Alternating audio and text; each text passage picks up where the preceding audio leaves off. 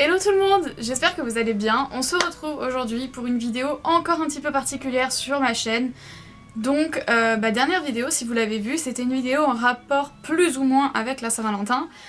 Et aujourd'hui, ça va être une deuxième vidéo un petit peu en rapport avec la Saint-Valentin, même si ça parle plus de livres que de la Saint-Valentin. Mais les questions sont dans le thème, et étant donné que quand je filme cette vidéo, ça fait... c'était hier, c'était la Saint-Valentin.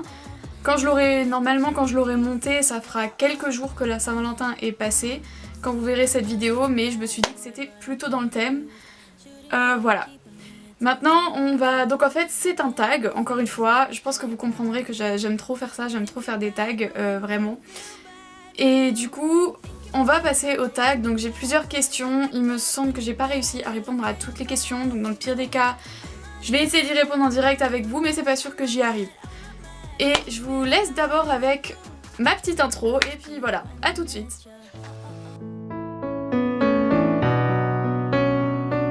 Voilà, donc comme d'habitude, c'est un tag que j'ai trouvé sur la chaîne YouTube de Mrs. Bookie Armond. À chaque fois j'écorche son nom, j'en suis sûre. Et c'est le boyfriend tag. Donc il y a 10 questions, j'ai essayé de répondre 10.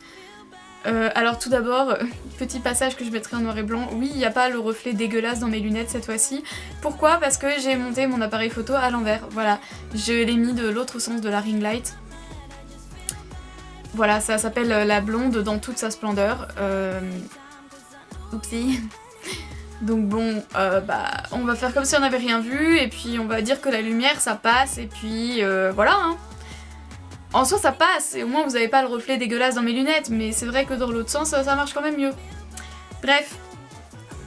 Question numéro 1, le personnage le plus romantique. Ça typiquement j'ai pas trouvé.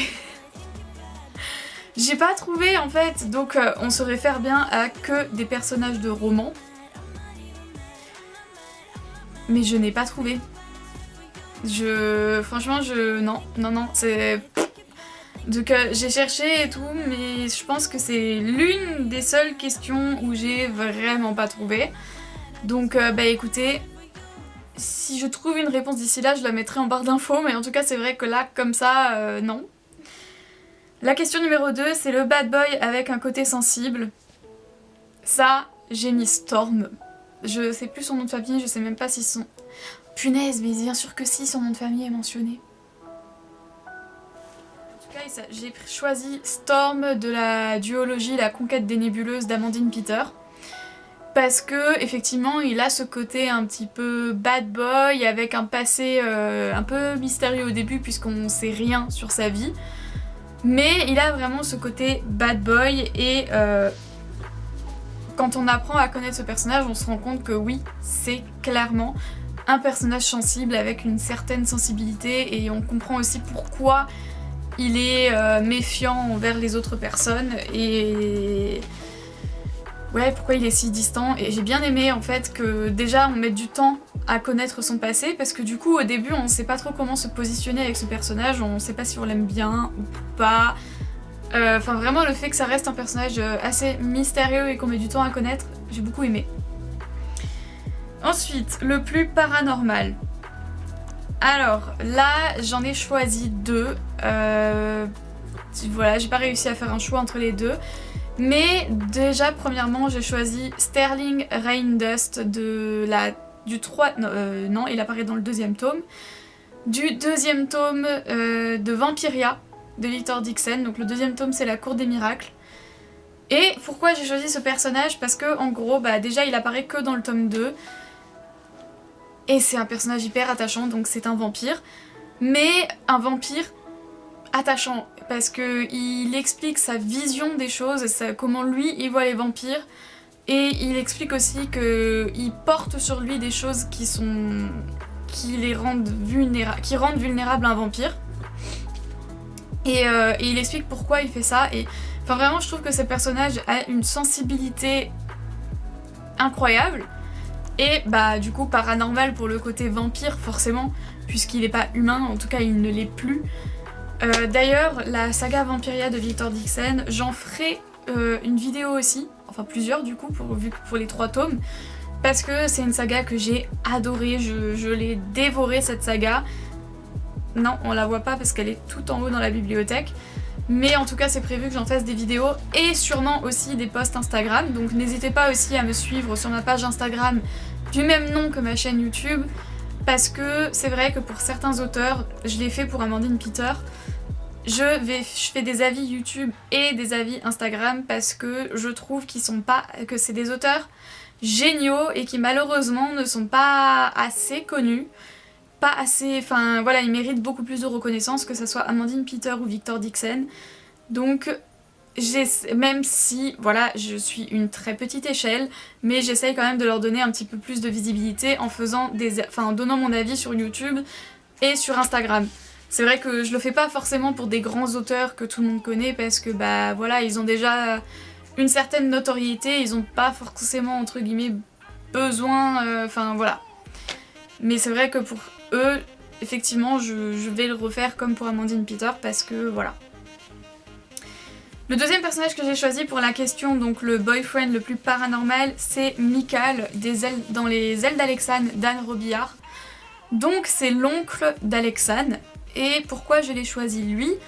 Parce que, encore une fois, au tout début, on ne le connaît pas. Enfin, en fait, quand il apparaît dans l'histoire, on sait rien sur son passé, on sait pas ce qui s'est passé, pourquoi il était plus là, pourquoi d'un coup il réapparaît. Et il faut pas oublier que c'est un loup. Alors je sais pas si on peut vraiment appeler ça un loup-garou, mais en tout cas, ouais, ça se rapproche du loup-garou.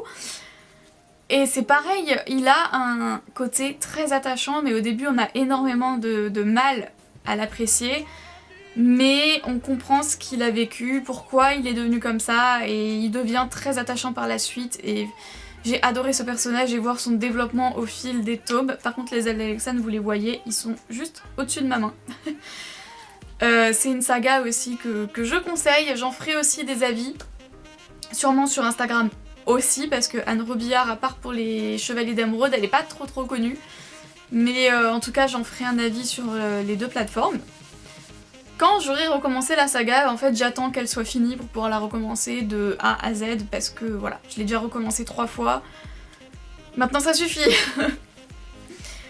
Ensuite, celui que je veux apprivoiser. Alors bon, ça j'ai quand même essayé de trouver une réponse mais c'est vraiment cliché. J'ai dit Hardin de After. Voilà, en fait j'ai juste dit Hardin parce que je savais pas qui citer à part lui. Et parce que... Voilà, en fait, ce qui m'énerve avec lui, c'est que oui, c'est un bad boy, mais en même temps, il est toxique, le mec. Donc j'aimerais l'apprivoiser pour faire en sorte qu'il soit moins toxique, voilà. Ensuite, celui de la friendzone. Alors ça, je vous avoue que j'ai trouvé personne, voilà, parce que... À la limite comme ça de but en blanc, je dirais Yann Murray dans Outlander parce que bah, c'est pas mon style. Après là, le problème quand je dis que c'est pas mon style, c'est parce que à côté des livres d'Outlander, je mets forcément la série. Du coup, je pense à l'acteur et pas au personnage. Mais après, en tant que personnage, ça a jamais été mon personnage préféré. Par exemple, on me met Yann Murray et Fergus à côté. J'ai choisi Fergus. Voilà.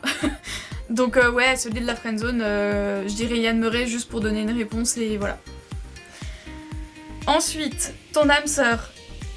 Bah là, je reprends Michael des ailes d'Alexane, voilà, parce que encore une fois, il a une sensibilité incroyable, il a un passé incroyable, il a un passif très lourd, il a souffert dans sa vie, et le fait qu'il se transforme en loup, vu que j'adore les loups, et ben voilà, et vraiment je le choisirais lui comme âme sœur parce que... Et en plus, il est sur la couverture du tome 2 des ailes d'Alexane et juste physiquement, je l'aime.